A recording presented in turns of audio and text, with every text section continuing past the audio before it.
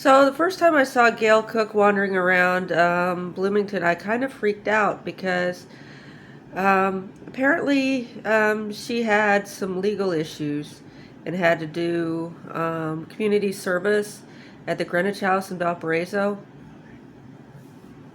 And I didn't know who this woman was or why anybody cared. Um, I didn't say anything. I just sort of looked at her. But I saw her walk past me one day, and I didn't really think anything of it, know who she was until she died this weekend. And her picture's in the paper, and I'm just like, oops. Okay, so this is how we interacted at the Greenwich House. Is I like to cook. Um, I know that I told her at some point that it was one of the reasons why, so many people from the background that I was from, a lot of the things that you just take on surface value. It was an expectation that I would become a prostitute, but somehow accidentally I had learned to cook, and because of that, I could. Use very little money to control my nutrition and to um, I never put myself in a situation where I was demanding to be taken out every night. I didn't have to date to get food. um, and when you're doing that, they eventually tell you just to make it official. So I mean, I made a full-blown from scratch banana pudding with meringue right in front of this woman. I did screw up the greens on soul food night, but I successfully made the sweet potato pie. And so I was just thinking about, like these little daydreams that you have and these little thought vignettes that we have, because this is just part of the culture that I'm from, is that we just sit here and just daydream about stuff. Um, I just wondered where her money was going. She did some sort of vindictive charity kind of thing. And that, I've kind of made a name for myself complaining about.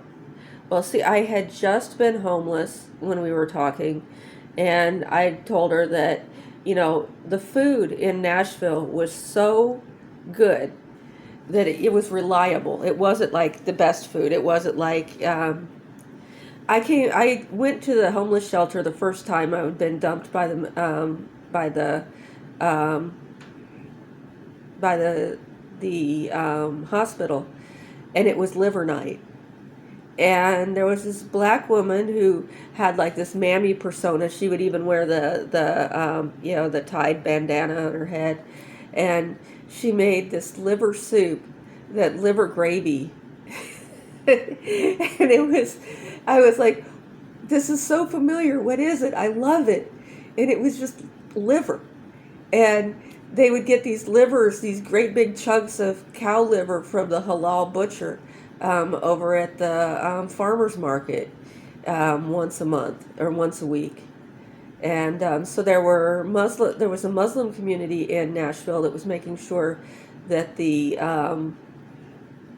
because I think we got mutton one time too, barbecued mutton, for Ramadan. I mean, or one of the Eids. I can't remember what was going on that year. And all sorts of things. The churches would pick us up and feed us, and it would be, your regular dinner meal. It would be like green beans and potatoes and some kind of meat and all kinds of, bread and some milk or juice and all the things that could have gone weird or wrong or terrifying. Um, Food wasn't something I had to worry about. And I look around Bloomington and I see all the homeless people, and I think the food is the situation. These people aren't eating right. Nobody's giving them enough nourishment. Nobody's telling them they've got all of these disorders that are just too little protein, not enough fat. And if they just got enough protein and fat, um, they wouldn't even, they probably have scurvy too. But these things would change we wouldn't have to be so hostile towards all these people. They would get things turned around. I know some people feel like it's got to be really terrible when you're homeless, that you're being punished for something. The things you're being punished for are practicing the religion of your parents, or getting an odd decoration, or indulging yourself by buying a book that somebody else didn't like. And trying to have a conflict with people over these kinds of things in America is sad. But if we could just feed everybody right, and I was just thinking about, the people here, the kids here, giving them an opportunity to, like sending them to become dietitians, using them to run the different things and stuff like that, the different soup kitchens, or paying for a dietitian, full-time dietitian to oversee, having oversee the community kitchen meals. And I know it's not that hard. If you're looking for like 15, 16 grams of protein or something like that, it's pretty easy to hit.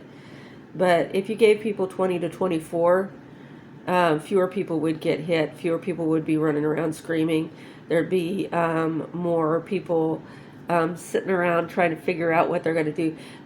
You get into this fugue state when you're malnourished, that you could just enjoy sitting under a tree freezing to death or whatever, in a way that if you had a full belly, you wouldn't put up with.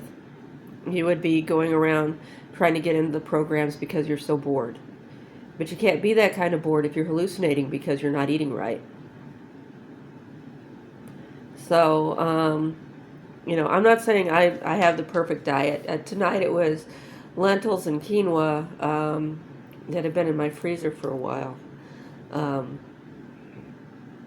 I'm planning on switching to meal replacement entirely. Not entirely, but 3 meal replacements a day, and then snacks to fill in the gaps. And give up meals altogether.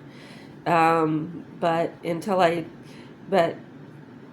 I'm having one last dance with Mary Jane, except that it's meat.